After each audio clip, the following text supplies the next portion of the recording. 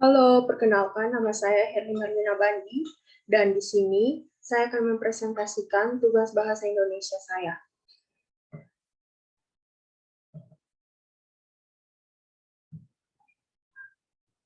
Topik yang saya ambil yaitu indeks harga, inflasi, pengangguran, dan kebijakan ekonomi.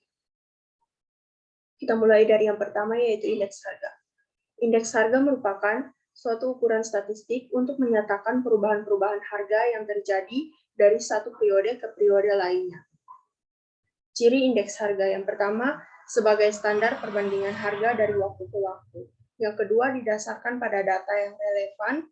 Yang ketiga ditetapkan oleh sampel bukan populasi. Yang keempat perhitungannya berdasarkan ekonomi yang stabil. Yang kelima metode yang sesuai dan tepat. Yang keenam dilakukan dengan cara membagi harga tahun yang akan dihitung dengan harga tahun dasar dikali 100. Jenis indeks harga ada 3, yaitu yang pertama, angka indeks harga. Angka indeks harga adalah suatu ukuran yang menunjukkan tentang perubahan yang terjadi pada harga dari waktu ke waktu. Indeks harga yang disusun dari periode ke periode dapat digunakan untuk mengetahui pola perubahan dari tahun ke tahun. Yang kedua, angka indeks kuantitas. Angka indeks kuantitas adalah angka indeks yang menunjukkan perubahan-perubahan yang terjadi pada jumlah komoditas yang dihasilkan atau jumlah komoditas yang dikonsumsi dari waktu ke waktu. Dan yang ketiga, angka indeks nilai.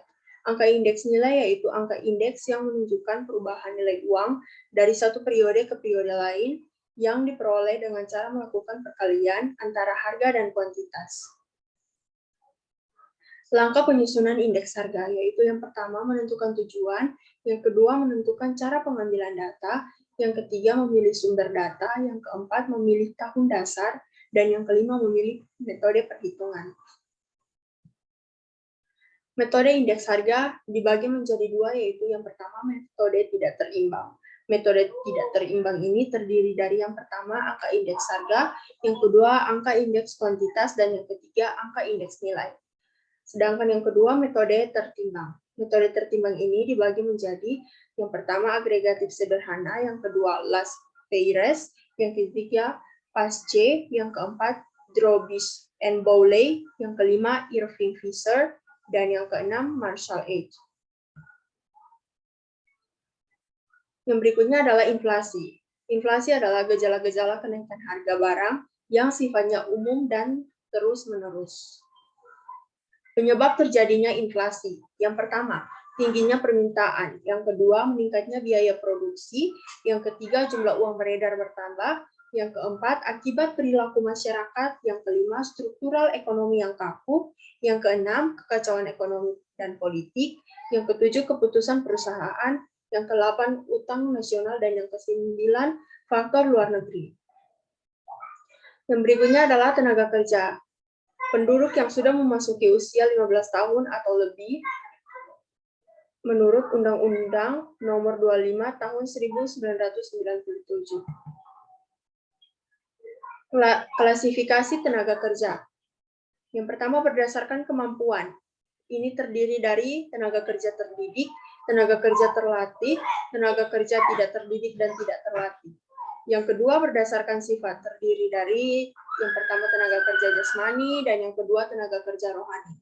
Yang ketiga yaitu berdasarkan fungsi pokok dalam perusahaan, terdiri dari tenaga kerja langsung dan tenaga kerja tak langsung. Angkatan kerja, definisinya yaitu penduduk yang berusia 16 sampai 65 tahun kecuali penduduk yang tidak aktif dalam kegiatan ekonomi seperti ibu rumah tangga, pelajar, dan mahasiswa.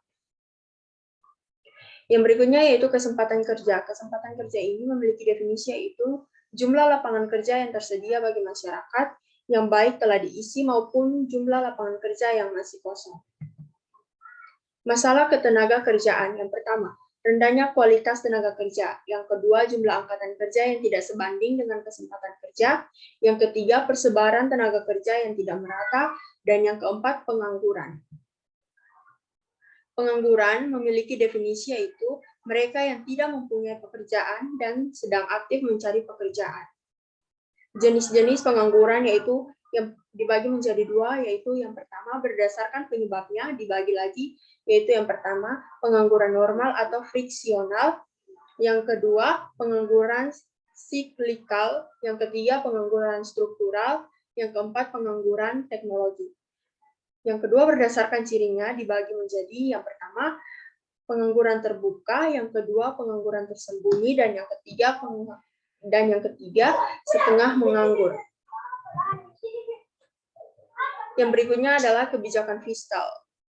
Kebijakan fiskal ini mempunyai definisi, yaitu langkah-langkah pemerintah untuk membuat perubahan-perubahan dalam sistem pajak atau dalam perbelanjaannya dengan maksud untuk mengatasi masalah-masalah ekonomi yang dihadapi.